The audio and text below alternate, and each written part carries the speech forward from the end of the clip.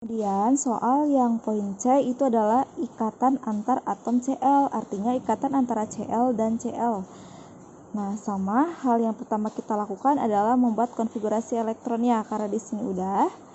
Di sini terlihat bahwa elektron valensi dari atom klor itu ada 7. Nah, untuk atom klor, karena atom klor ini adalah non-logam dan klor yang satunya lagi juga pasti kan non-logam. Nah, karena ikatan itu antar non-logam, maka otomatis ikatan yang terjadi adalah ikatan kovalen. Ikatan kovalen itu apa? Ikatan yang menggunakan elektronnya secara bersama-sama untuk berikatan, gitu kan? Jadi, bagaimana proses pembentukan ikatannya? Karena di sini yang digunakannya adalah ikatan kovalen, jadi proses pembentukannya kita menggunakan lambang Lewis dari setiap atomnya. Jadi kita gambarkan Lewis dari atom Cl. Gimana cara menggambarkan Lewis? Cara menggambarkan Lewis itu kita lihat dari elektron valensinya. Karena elektron valensi dari Cl itu ada 7, maka kita buat titik sebanyak 7. 1, 2, 3, 4, 5, 6, 7. Berikatan lagi dengan Cl yang satunya lagi. Sama kita gambarkan juga Lewisnya. Ikatan kovalen itu kan tadi definisinya adalah elektron yang digunakan bersama untuk berikatan. Nah, bagaimana cara berikatannya? Jadi setiap atom itu agar dia stabil harus memenuhi aturan oktet. Artinya elektron yang dimiliki oleh setiap atom itu jumlahnya harus 8. Jadi gimana nih caranya biar masing-masing atom memiliki jumlah elektron sebanyak 8? Caranya adalah gimana? Jadi saling sharing elektron. Elektron yang Cl yang ini digunakan berikatan dengan yang ini. Nah, yang sini juga sama digunakan untuk Cl yang satunya lagi. Gimana jadinya prosesnya? Jadi kita gambarkan lagi. Nah, ini satu. Nah, ini dari Cl yang satunya lagi. Udah, itu adalah ikatan kovalen antar atom Cl. Coba kita buktikan dengan menghitung elektronnya. 1, 2, 3, 4, 5, 6, 7, 8. Itu udah berdasarkan aturan oktet. Yang satunya lagi 1, 2, 3, 4, 5, 6, 7, 8. Nah, ini satu pasang elektron dari masing-masing atom Cl itu digunakan bersama untuk berikatan. Jadi gimana? Kita tuliskan seperti ini. Cl strip 1 ini menandakan adanya satu pasang elektron yang digunakan untuk berikatan. Seperti itu ya.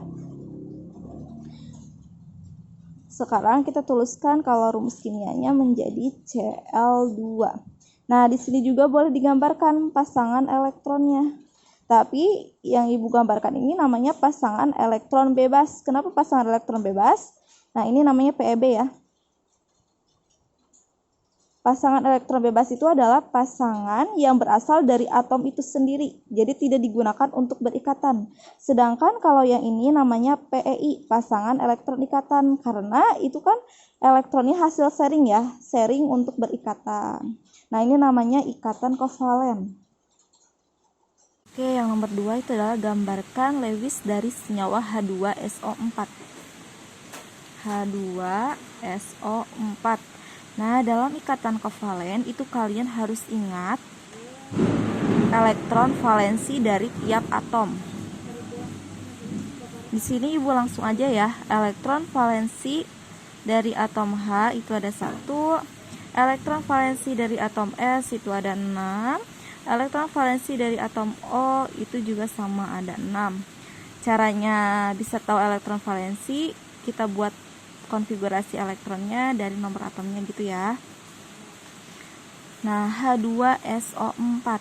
Biasanya atom yang terletak di tengah itu menjadi pusat dari struktur Lewisnya.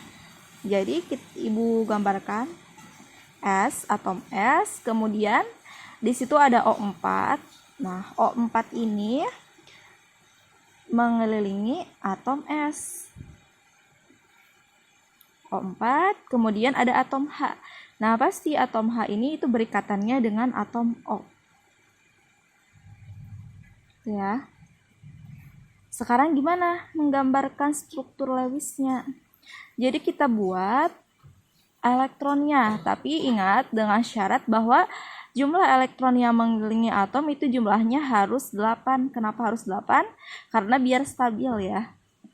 Oke, kita gambarkan struktur Lewisnya dari atom O dulu. O itu kan ada 6. Kita gambarkan 6. 1, 2, 5, 6. Oh ya, kita mulai dulu dari atom H ya seharusnya. Atom H itu kan ada 1. Nah, biar dia stabil, untuk atom H dia berdasarkan aturan duplet. Jadi dia akan stabil apabila jumlah elektronnya itu ada 2. Nah, maka yang satunya lagi disumbangkan dari atom O. Kemudian atom O ini juga berikatan dengan atom S. Jadi atom S ini juga menyumbangkan berapa elektron? Di sini kan atom O otomatis dia menyumbangkan 1 elektron. Jadi atom S juga pasti menyumbangkan 1 elektronnya. Nah, sekarang kita hitung.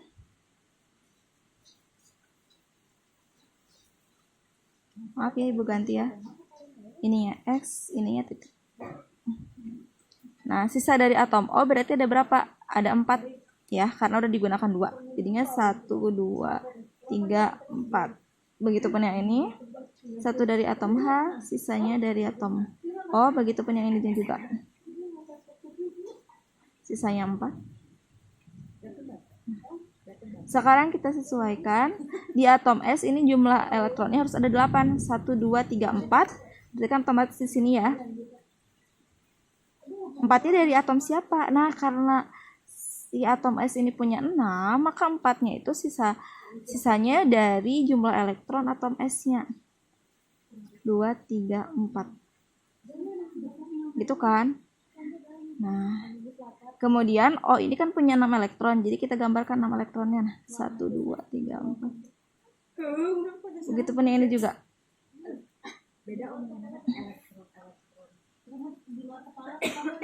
Nah, sekarang kita hitung jumlah elektron masing-masing atomnya. Apakah sudah 8 semua? Kalau sudah 8 semua berarti dia itu sudah stabil. 1, 2, 3, 4, 5, 6, 7, 8. 1, 2, 3, 4, 5, 6, 7, 8.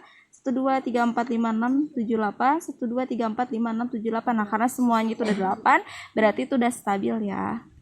Ini adalah struktur Lewisnya. Sekarang kita gambarkan rumus bangunnya. Kalau rumus bangun itu nanti dalam bentuk strip-strip ya. S. Nah, coba lihat 2 elektron ini ternyata asalnya hanya dari atom S. Elektron O itu tidak menyumbangkan. Nah, ini adalah namanya ikatan kovalen koordinasi. Jadi ikatan kovalen koordinasi itu adalah ikatan yang terjadi antara kedua atom, namun elektron yang berikatan itu hanya berasal dari salah satu atom. Nah, seperti di sini, ini elektronnya hanya berasal dari S ya. Jadi O tidak ikut menyumbangkan. Nah, ini namanya adalah ikatan kovalen koordinasi. Maka Ibu gambarkan seperti ini panah ya, karena dia koordinasi, si O-nya tidak menyumbangkan. Begitupun yang ini. Oh, yang di sini juga sama koordinasi. Nah, kalau yang ini karena S menyumbangkan 1, O-nya juga menyumbangkan 1. Nah, ini namanya ikatan kovalen. Kovalennya kovalen apa? Kovalen tunggal, karena hanya ada 1 pasang elektron yang berikatan. Begitu yang ini tunggal. Nah, O dan H juga sama ya, ikatan kovalen tunggal, karena menyumbangkan masing-masing 1 elektron. Nah, begitulah gambar dari Lewis H2SO4. Nah, ini adalah rumus bangunnya. Kita lanjutkan yang HClO4 ya. Tentukan dulu atom H, Cl, dan O. Elektron valensinya 1, elektron valensinya 7, O elektron valensinya 6. Tadi kalau HClO4 berarti yang jadi atom pusatnya itu adalah Cl-nya ya. Cl, terus O nya ada 4, terus ada 1 H. Kita mulai ikatannya dari atom H. Atom H itu ada 1, maka satunya lagi disumbangkan dari atom O-nya. Kemudian gimana? Nah, yang ini juga pastikan atom O-nya menyumbangkan 1, disumbangkan dari atom Cl-nya sebanyak 1. Kita lihat atom Cl itu ternyata ada 7 elektronnya. Nah, yang sudah digunakan berikatan ada 1, berarti sisanya ada 6. 6 pasang yang kita tuliskan. Seperti itu. Setelah dihitung 1, 2, 3, 4, 5, 6, 7, 8, ini berarti dia udah stabil. Nah, maka gimana sisanya? Maka sisanya kita tuliskan 6 dengan tidak menyumbangkan elektron ke Cl. Nanti artinya ikatan yang terjadi adalah ikatan kovalen koordinasi. Begitupun dengan kedua atom O yang lainnya. Bisa kalian cek satu persatu apakah jumlahnya sudah 8 semua. Nah, ini kan sisanya ada berapa? Karena 2 sudah digunakan untuk berikatan, maka sisanya ada 4. Udah, ini adalah struktur Lewis dari HClO4. Kalau kita gambarkan struktur bangunnya jadinya Cl, kemudian ikatan kovalen koordinasi ke O. Kalau ini karena saling menyumbangkan, maka ikatan kovalen tunggal, begitupun dengan yang H. Seperti itu ya.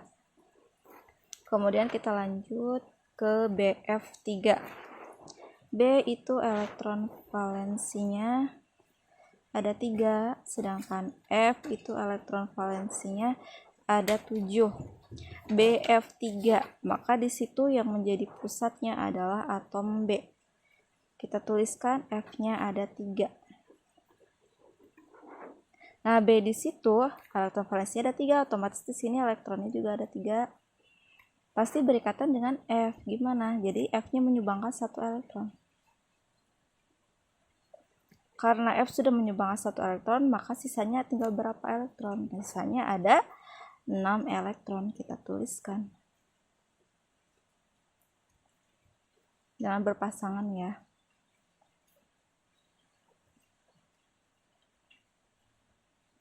Udah, ini struktur Lewis dari BF3.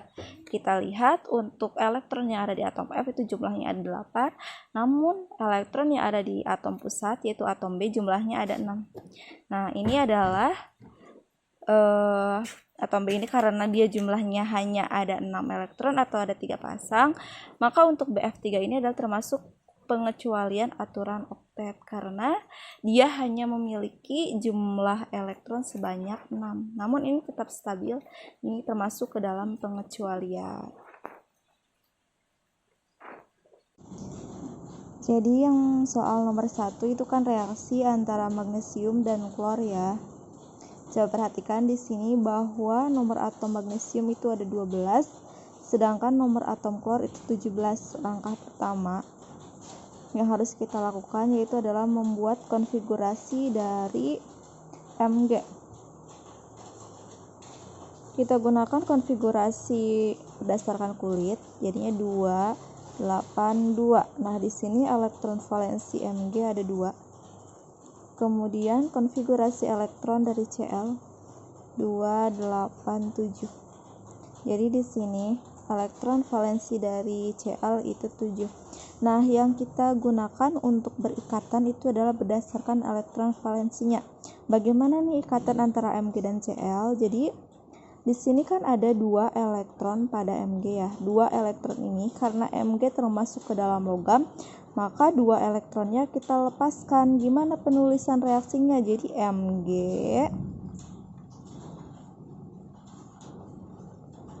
Mg melepaskan 2 elektron. Karena 2 elektron yang dilepaskan, maka menjadi ion Mg2+. Plus itu artinya melepaskan elektron 2 itu sebanyak 2 elektron. Nah, kalau Cl itu termasuk ke dalam non-logam, jadi cenderung menangkap elektron. Menangkap elektronnya sebanyak berapa? Nah, kita tuliskan dulu.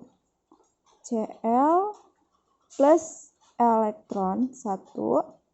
Nah, menjadi apa? Menjadi Cl min 1.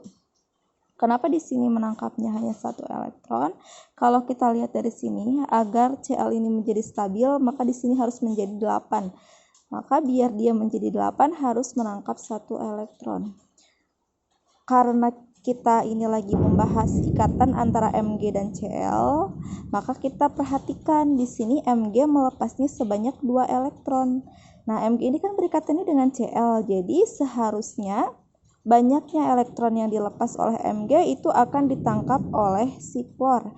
Jadi di sini klor akan otomatis menangkapnya berapa? 2 elektron. 2 elektron dari siapa? 2 elektron dari si Mg. Karena dia menangkap 2 elektron, otomatis di sini juga jadi 2 Cl-.